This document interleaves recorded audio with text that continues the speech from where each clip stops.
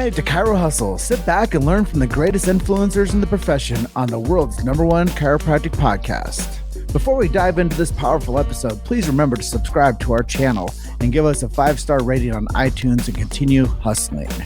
This episode is sponsored by Imaging Services, Chiro Health USA, Chiro Moguls, Chiropractic Rocks, Pure Chiro Notes, Titronics, doTERRA, Sherman College of Chiropractic, New Patients in a Box, the Influencer Authority podcast training. Let's hustle. Hey guys, welcome to episode 344 of the Chiro Hustle podcast. I'm your co-host, Luke Millette, and here's your host, Jim Chester. So today we have the opportunity of interviewing Dr. Michael Lee, and if you want to hear of the story of moving the story from pain to brain, stay tuned.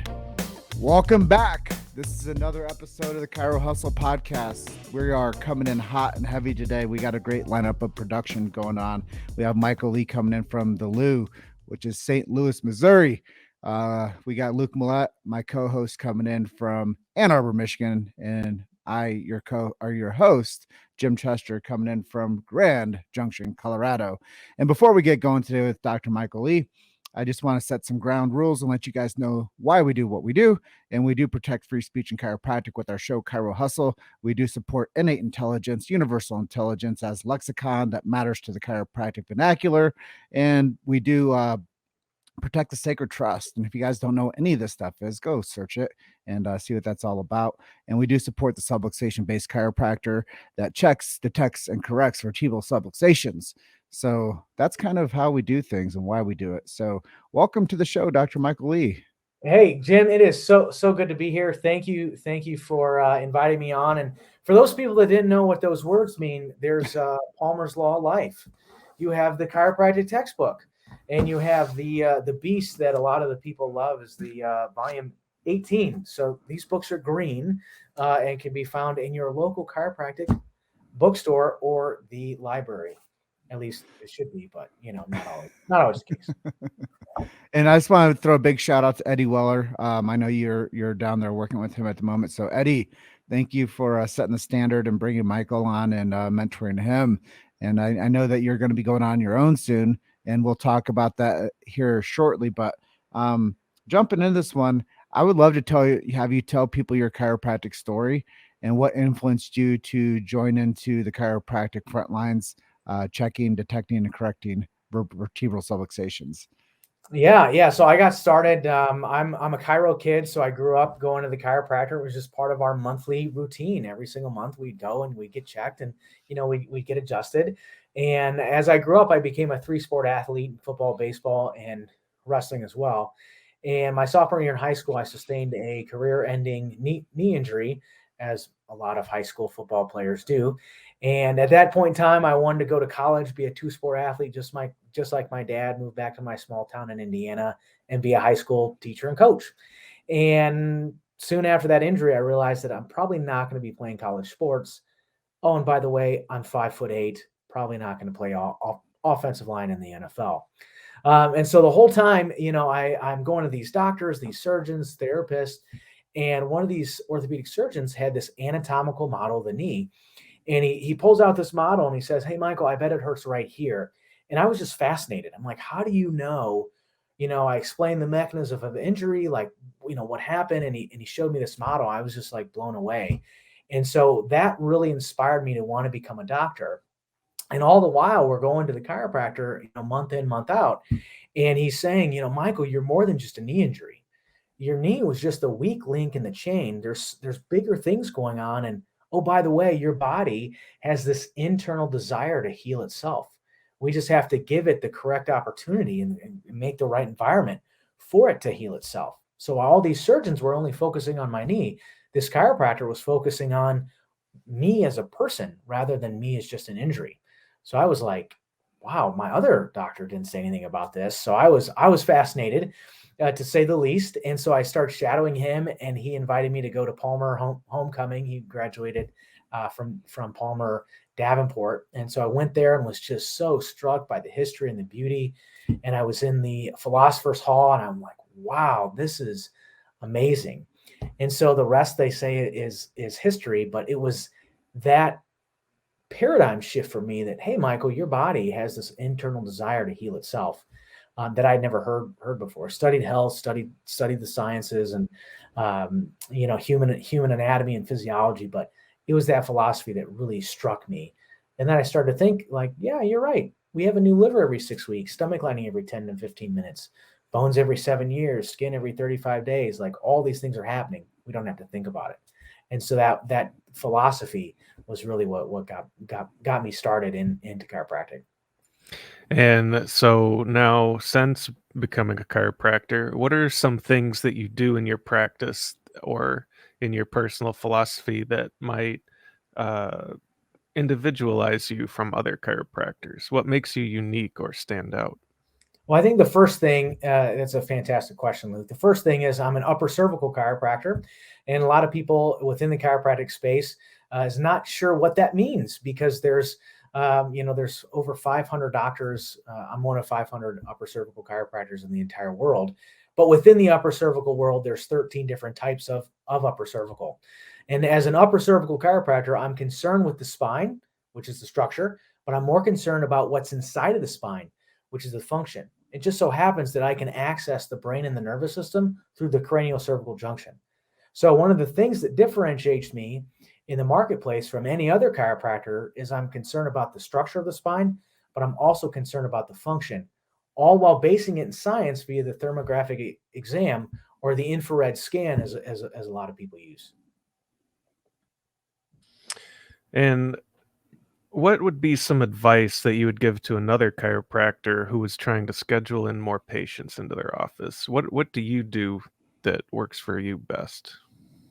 That's another great question. One of the things that I've learned in the last couple years is banking on referrals is fantastic. Like, who doesn't love referrals? It's a hot lead. They already know what you do. They're already sold on what you do. But it's really hard to build a big practice, if that's your goal, just on referrals, because referrals are easy. And so one thing that I want to start doing when it's my own practice is putting some effort toward marketing. And marketing's tough because we see these marketing ads of, I have $1 million practice or see 1,000 patients a month. But it's really, the marketing is how I differentiate myself in the marketplace, using some of the technology like the infrared scan that I mentioned. And hey, I'm an upper cervical chiropractor. What does that really mean? And why should you as the patient care? So I think that chiropractors that want to bring more patients in, they have to have some type of speciality, find some type of niche, but also be able to communicate what they do and why they do it and why the patient should care about it. Well, I think it's really cool that you laid out to people how vast of a profession chiropractic is from the upper cervical perspective, and you're talking about technology in chiropractic services. I think that that's something that people are curious about, and I've been doing a lot of studying into like red light therapy, but I know that uh, the infrared system picks up inflammation. And do you guys do that pre and post adjustment, or is that like a one-time thing, or how do you include that into the care that you provide? Yeah, and that's one of the problems, Jim, is that people that you want to use the type of technology that the infrared scan allows, is there's no standardization. There's no one source to say this is the protocol of how you do it, which inspired Dr. Weller and I to write a textbook to all chiropractors, regardless of technique, of, hey, if you're going to implement infrared technology, this is the protocol, this is how we standardize it. So we're getting consistent data from doctor to doctor and patient to patient, regardless of location where they're at. And so the protocol is that we should scan somebody before the visit, because the whole idea of the chiropractic adjustment is that we should not have to adjust the spine every single visit, like a dentist. A dentist shouldn't have to do a root canal every single time. We shouldn't have to adjust the spine every single time. How do we know? That infrared scan provides us with so much clinical data. That does not tell us how, and it doesn't tell us where to adjust. It just lets us know when. So if we decide thermographically that an adjustment's needed, we make the adjustment regardless of application, artistic technique. They're in our office, people rest after that adjustment. Then we get them back and up and we do a second scan. So now we have pre and post scans on every single patient, every single visit, if they have to be adjusted, saying, hey, Jim, this is what neurologically you look like before, and this is neurologically what you look like now.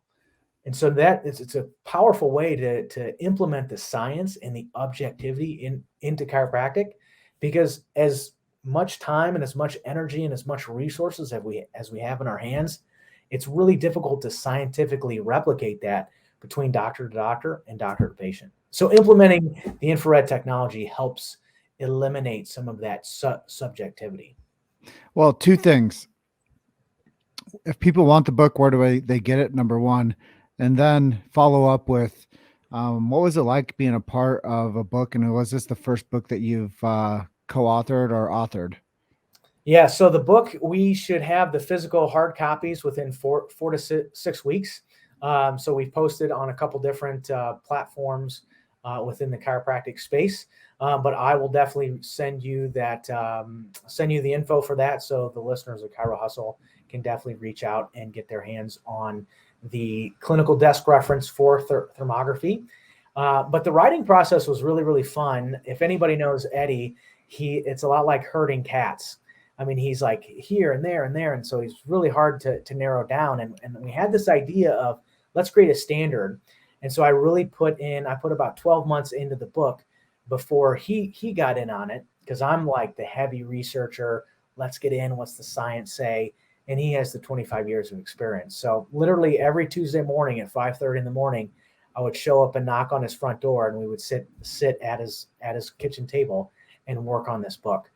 So it was really, really fun. And there's something to be said about, okay, this is a clinical controlled trial. This happened in the lab. We eliminated all the variables. But the reality is, of everyday practice, when you're in the trenches, you can't eliminate all those variables. So how do we create a standard so that the practicing chiropractor and the modern day practice can implement this and get good thermographic data? So it was really fun. But we did a lot of voice to text, and we realized that how we talk is probably not how we should be writing it in a text form.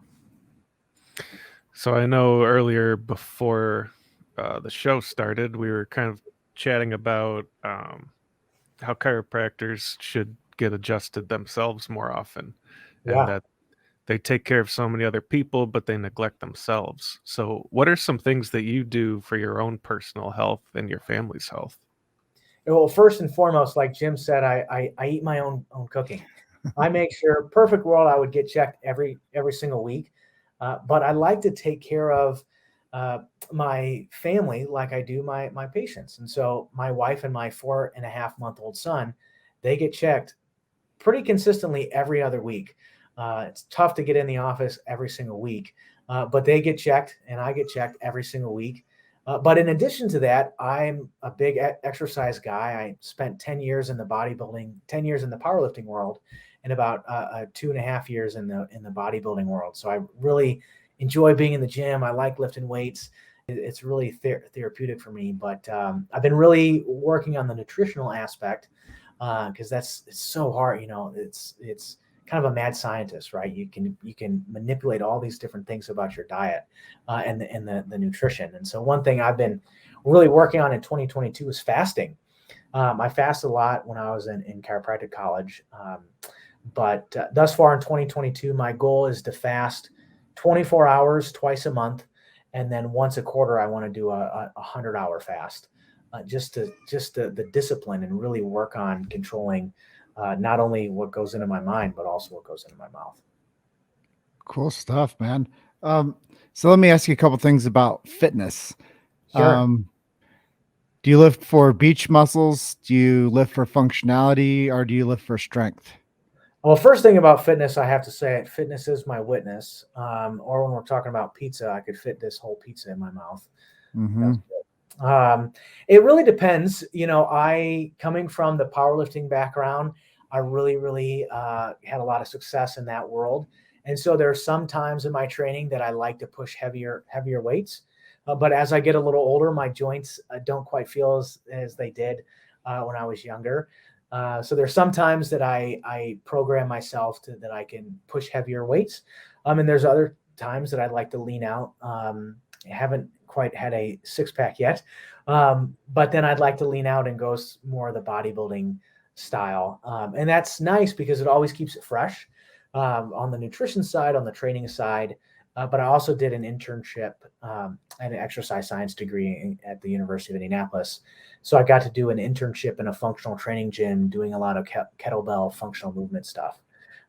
So it's been really fun to, I push it really, really heavy, then I go high reps, and then I can do some more functional stuff. And I think it's pretty fun for me to do some functional stuff. I do some funky lifts, like a single arm barbell snatch, which takes a lot of balance and a lot of coordination, but it's kind of fun and quirky stuff that breaks up the monotony of hard training. So here's your next book: Training for a Season, a Reason, or a Lifetime. Ooh, I like that. I need to write that down. Yeah, I think that you're onto something. Is take care of your body based on age and routine and availability. And I think a lot of times people want to train like someone else, Right. but their body's designed to train a certain way. There's a reason that somebody's a power lifter, not a marathon runner. There's Exactly. a reason that somebody's a gymnast and not an offensive lineman. So Right. that you have to train based on what your properties are for your fitness level. And, to avoid injury or strain, like you said, on your joints, you have to learn how to adapt. And that's one of the things about chiropractic is people that practice chiropractic care, their bodies get a chance to be adaptive with their immune systems, their nervous systems, their functionality systems, their pain cycles. And people that get checked and adjusted regularly are more capable of holding things and staying away from other things and less susceptible to other things. So there's a lot of things, like when we're talking about health, chiropractic fits right into it. Fitness fits right into it. Hydration fits right into it. Making sure that we're following a great code of self-care fits right into that. So I know that all that stuff's really awesome, and thank you for sharing. Let's talk more about you a little bit in community. I think that that's a major point for chiropractors because I tell everybody that they need to find a neighborhood chiropractor. Sure. And, I think that is so important. But what are you doing in your local community to stay connected and to make sure that you are that beacon of light for people's needs when it comes to when they think about a chiropractor, they think about you? Yeah, that's a fantastic question. I have to just rewind a little bit and say that I think, Jim, you can explain chiropractic better than most chiropractors can. So kudos to you on really diving in and having a passion and using your platform as a megaphone. But as far as being in the community, I like to practice what I preach. I want people to see me, my patients. Eddie and I will check each other sometimes at lunch, and people are like, we have a pre-rest protocol in our office, but people are like, oh, you're pre-resting before your scan? Like, yeah. And sometimes I'll pull up my own scan and say, hey, you have a scan, I have a scan. Like, I practice what I preach. That's in the office, but I like people in the community to see me going to the gym. I like them, I like to go on walks with my wife and the kiddo and the dog. Like, I want to be seen doing that stuff and practicing what I preach, but I really like being out in the community doing local things. I like spending my money on local businesses. For example, there's a farmer's market by us. Almost every Saturday, we love to go to the farmer's market. It's more expensive and it's inconvenient because it's out of the way, but I like supporting local and as small businesses. We can talk about how important marketing is, but not every small business has the infrastructure or the resources to be able to take out Facebook and Google ads. So a lot of times it's just grassroots word of mouth. And so I personally like supporting local because I want people in my community to be supporting me as well. So one of the things is I like supporting when we go out to restaurants.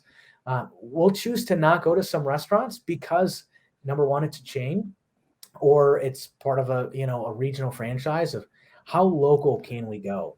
Do we know the names of the owners? I think intentionally interacting with businesses like that is just super cool because it's a win-win for everybody. And on the flip side, now with social media, I like to check in or take a picture or some way, somehow show those people some love and say, hey, I'm supporting what you're doing. So let me use my platform to help that. And so, how do you see chiropractic changing or evolving over the next 20 years or so? Oh, boy, that is a loaded question with all the craziness happening in the world right now. It'll be really interesting to see where chiropractic goes. I know this is not a political platform, and I'm not going to get political, but chiropractors are doing some pretty interesting things. Some on the good side, the positive side, and maybe some not so much. So I think that the first adjustment, was given in 1895, and it has survived to this point. And there's been people doing really, really good work, and I get to stand on the shoulders of giants. So I hope that we can keep going in the right direction of being subluxation based and just educating people that chiropractic is about living your best life. Whatever it is you do, maybe you're a pro athlete, maybe you're a mom, maybe you want to have a better relationship with your kids, maybe you want to be a better weekend warrior. Whatever it is that you do, let's just help you do it a little bit better. Let's help you adapt to whatever that thought, trauma, or toxin is, because we can't eliminate that. So let's just better help you adapt to that. So I hope that in 20 years, if I had a crystal ball, I could look forward and say, we're staying focused on the tenets of chiropractic, the thoughts, traumas, toxins, and talking about the science, the philosophy, and the art. But it's the art that gets us in a lot of trouble, because my artistic application is better than yours. I'm a toggle upper cervical chiropractor, and you do NUCA, or you do Blair, or you're a Thompson doc, or you do Logan Basic. So I hope that we can stay focused on improving the health of those in our community 20, 30, 50, 1,000 years down the road. Yeah, we'll have to get you a crystal ball. I know. One of these days. So let's talk about influence, leadership, heroes, people that you look up to, people that have had a profound impact on you in your career. And maybe we can call out some of them and let them know that they've helped you.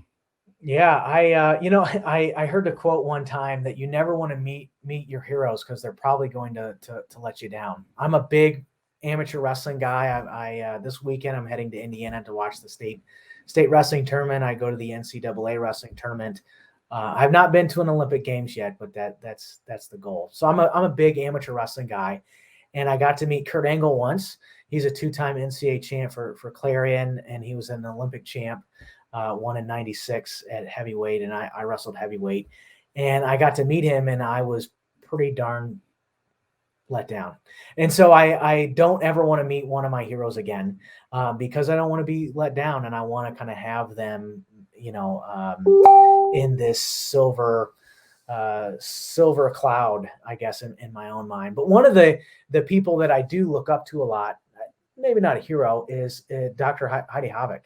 I know that she's going to be on the podcast later today, and I'm just so amazed about all the research that she's done. We quote her research a ton in the thermography book and the literature she's pumping out on how chiropractic affects the nervous system and the brain. So at some point in time in my career, I'd love to sit down with her and just share thoughts and say, I've never met you, but you have had a profound impact on changing my chiropractic paradigm from pain to brain. You've made it to Chirohustle. Sit back and learn from the greatest influencers in the profession on the world's #1 chiropractic podcast. This episode is sponsored by Imaging Services, Chiro Health USA, Chiro Moguls, Chiropractic Rocks, Pure Chiro Notes, Titronics, doTERRA, Sherman College of Chiropractic, New Patients in a Box, the Influencer Authority podcast training. Let's hustle. That's really cool, man. Yeah, it's a blessing to be able to connect the dots and create this tapestry of story within the chiropractic profession, talking to so many great practitioners, and to be able to feature them and to be able to become familiar with their motivations and how they became who they are and where they see things going and how they stay connected to themselves, their community. And that's the power of what we've done is we've curated a similar message time after time, but it's really your story that matters. And I like to throw this in as kind of like a sidetrack question, but it's on the same track. Is if you could sit down with anybody from history and have a meal or coffee with that's not in chiropractic, who would that be? I think the easy answer would be Jesus. As a believer myself, he had. It's tough to argue anybody that has had more historical impact across life ever. And he was, his ministry was only 3 years long. He died when he was 33, which I kind of think it's interesting. There's 33 chiropractic principles found in the chiropractic textbook. We have 33 vertebrae in the spine, if you count the sacrum and the coccyx, and Jesus died when he was 33. So I kind of think I became a Freemason in 2012. 33 is really interwoven in the Masonic story.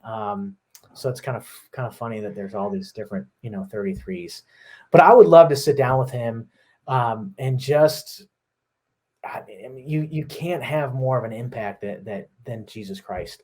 I don't know what I would ask him. I just might want to sit in silence and just be in his essence and be in his presence. So probably a superficial answer, but he's had a huge impact on my life. So I guess that would be one person that I would want to sit down and meet with outside of the chiropractic profession. Good answer. And one of the last questions we have is maybe tell us a chiropractic miracle story or two that you've seen in your office. Oh man. Well, I let me ask you this. Would you like to cry after I tell you my story, or do you want a feel good story? That's up to Jim. Let's see if we can get some people crying. So this patient, she came to me and dealing with a lot of debilitating spine pain, and so I do a scan on her and do some of our other tests, and we did 3D films on her. We're the only office in the state of Missouri that has 3D spinal imaging. So we did these 3D films on her, and she said, yeah, my life's affected. I can't do a lot. I can't spend time with my kids as much, my grandkids. I've had to retire from work. This spine pain has really affected my life. And so as I kind of dug into it a little bit deeper, she said that the uppermost part of her spine was actually compressing on her spinal cord. And that's what caused her to have so much pain.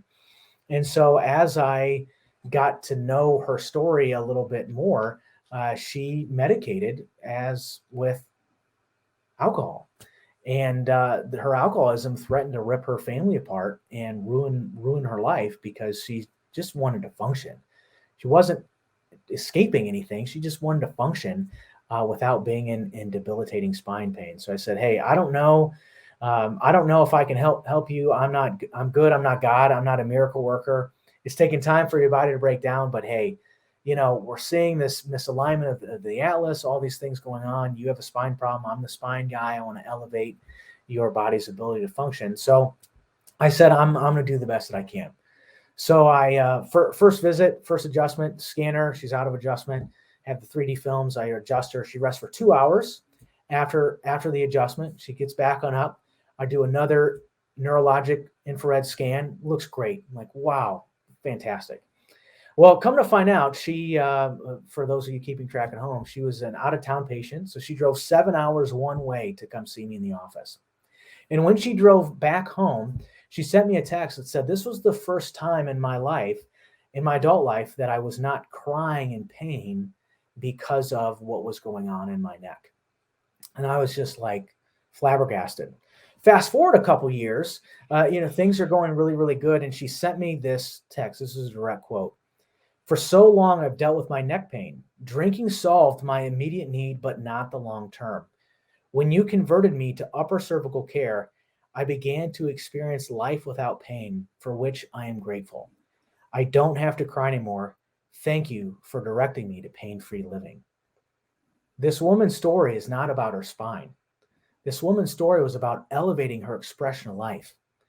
And when she no longer had to drink because the pain in her spine, this woman was my mother. So by moving a bone in her neck, I got my mother back. My son got his grandmother back.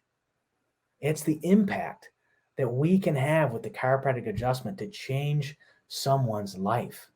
If all I was worried about was the stenosis of her craniocervical junction, or this facet joint's not moving, or oh, you have decreased rotation. Like, that's not life-changing. I moved a bone in this woman's neck and she got her life back, and I got my mom back. And that's my power. That's one of two powerful chiropractic stories that has changed my life. And that's what drives me to do what I do so much, because how many other people are living their life like my mother was? Maybe it's not alcohol. Maybe it's drugs. Maybe it's food. Maybe it's porn. Maybe it's work. Maybe it's something that's impacting their ability to live life and do the things that they want to do. If I can change other people's life, like my mom's life was changed, then I mean, it's set me on fire, and that's why I'm so passionate to do what I do. Powerful story. Thank you for sharing. And for those that are listening at this point, we do live our life through our nervous systems. And it does become cloudy and disillusioned and depressed when we abuse it with a stimulus that's unhealthy for us. And when you liberate somebody with chiropractic care, you let them allow them to live in their nervous system on a different frequency. And that's the power of chiropractic. It is. And the second chiropractic story is this woman. She came to me when she was a young kiddo. She was told, "Oh, you have allergies." So she went and got all the allergy testing. And then as she got a little older, you have asthma. You can never exercise without having an inhaler. Then as she became a teenager, her cycles became really irregular, sometimes happening every 2 weeks to happening every 2 months. That's obviously not normal, because it should be happening on a fairly consistent basis. Oh, you have hypothyroidism, and your hormones are all out of balance. You have excess facial hair. She was having to shave her face every single day. Again, not normal. Then when she gets into her mid-20s, they say, oh, you have polycystic ovarian syndrome, meaning it's going to be really difficult to get pregnant. See ya. Sorry. Your life sucks. Well, this woman, she came to me. I moved a bone in her neck, and enough time goes by, and oh, she doesn't have the allergies anymore. She ran a half marathon, Jim, forgot to have her inhaler. Why? Because her lungs were functioning like they never had before. The menstrual cycles every 2 weeks, every 2 months, every 28 days on the dot. And that polycystic ovarian syndrome, you have a cyst on your right ovary. It's going to be really hard to get pregnant. Well, she got pregnant. Here's the crazy thing. Her husband was wearing a condom.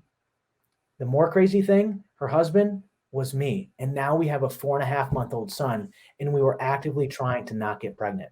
We weren't adjusting the thyroid bone or the uterus bone or the lung bone or the allergy bone. I moved a bone in her neck, changed her nervous system function, because the nervous system goes to glands go to cells make things, changed the nervous system function, and her body went from this broken down state to this regenerative healing state, and things that were working wrong started to work right. And now she's a mother for the first time in her life, when everybody said it's going to be really difficult with all these different health conditions that you're struggling with. That's powerful stuff. Dr. Michael, we have reached the end of our time together, but I want to thank you for sharing those stories with us. They're pretty amazing.